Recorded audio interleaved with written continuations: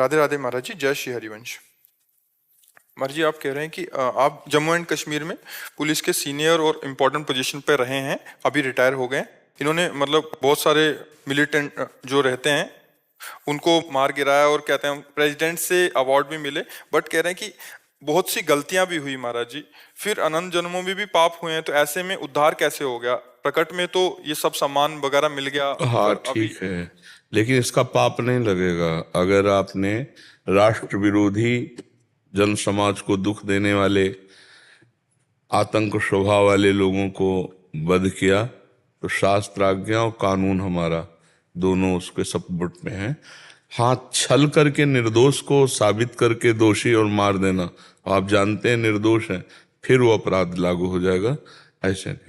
महाराज जी, cross firing में तो निर्दोष भी मारे जाते हैं ना। और दूसरी है कि जब इंफॉर्मेशन लेनी है तो गलत लोगों के लिए गलत लोगों से संपर्क करना पड़ता है। हाँ बिल्कुल ठीक। मतलब कुछ विधान रहते हैं हमारे। हाँ बिल्कुल। अगर उधर से फायरिंग हुआ, हाँ, इधर से भी फायरिंग करेंगे तो मार उसको रहे हैं, तो हो सकता है कोई गांव वाला या कोई ऐसा निरपराधी ही। हाँ, पर उसमें इनका अपराधी को मारना उद्देश्य था, इसलिए इनको दोष नहीं लगेगा।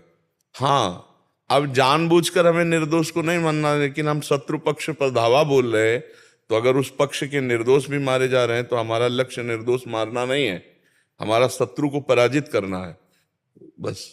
अब जैसे हमारे 5 भारतवासी कोई पकड़ ले, वो अपनी मान्यता हमारे ऊपर थोपेगा, क्यों?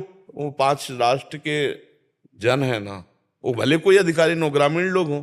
कुल मिला के उद्देश्य अगर सही है तो उसके लिए अगर ये छोटी रणनीतियों के तहत या युद्ध नीति के तहत अगर इसको करना भी पड़ता है तो अपराध के अंतर्गत नहीं आएगा। हाँ, वो मतलब ये राजनीति का ऐसा है।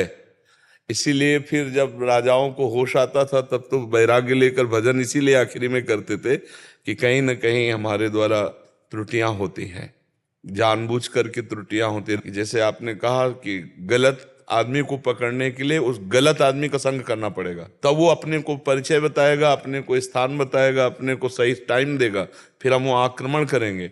अब वहां आक्रमण करने में आसपास के लोगों की भी क्षति हो सकती है, तो ये राजनीति में फिर बाद में तो वैराग्य होता ही है। अभी सत्संग सुन के मतलब इनको काफी समझ आई, बट अभी क्या करें फिर आगे? नाम जप, पाप भी नष्ट, नाम जप और भगवान का आश्रय, सब खत्म। महाराज, मैं बचपन से ही देवी पूजा करता था, लेकिन अब आपका प्रवचन सुनता हूँ और ठाकुर जी के प्रति मेरा बड़ा झुकाव है। जी जी, एक ही तत्व है, जहां हमारा भाव लग जाए पूरा भाव वही झोंक दे।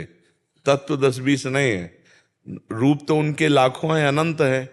अब जहां हमारा मन लग रहा है अंतिम श्रेणी पे, पूरा मन वही लगा देना चाहिए। वो तत्व एक ही, वही कृष्ण है, वही काली है, बिल्कुल नहीं, सब उसी की पूजा हो जाती है। जैसे मूल में जल डालो तो डाल में, पत्ते में, फूलों में, सब जगह हो गई। गीता में भगवान ने कहा है, ऊर्ध मूल मधा शाखा मस्वत्थम प्राहुरभ्यम, मैं ही सब रूपों में हूँ, सबका मूल मैं हूँ। तो यदि हम ठाकुर जी का भजन कर रहे हैं तो सबका भजन हो जाता है। एकमात्र भगवान के भोग लगाने से पूरे विश्व का भंडारा हो जाता है। भगवान के रिझाने से पूरे विश्व को रिझा लेते हैं। तो जा पर कृपा राम की होई, ता पर कृपा करे सब कोई। यदि भगवान हम पर प्रसन्न है, उनकी आराधना कर रहे हैं, तो सब हम पर प्रसन्न है। कोई नाराज नहीं हो सकता कि हमारी आराधना नहीं हुई, ऐसा कोई नहीं कह सकता, क्योंकि सब रूपों में वही विराजमान।